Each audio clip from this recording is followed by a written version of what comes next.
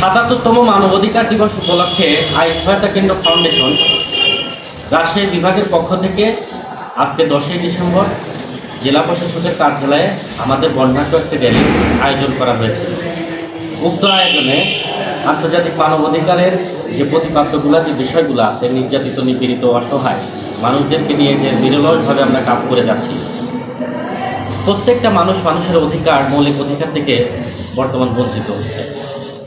এরই ধারাবাহিকতায় আমরা যে মানববন্ধনটি আজকে করলাম, আমাদের মানবাধিকারের প্রতি শ্রদ্ধা, সচেতনতা ছড়িয়ে দিতে আমাদের এই উদ্যোগ ছিল। আজকে মানবাধিকার সুরক্ষা সহায়তা কেন্দ্র ফাউন্ডেশন সুবিধাবঞ্চিত মানুষের পাশে ছিল, আছে এবং থাকবে। এটাই আমাদের মূল অঙ্গীকার। তো আপনারা সবাই আমাদের জন্য দোয়া করবেন।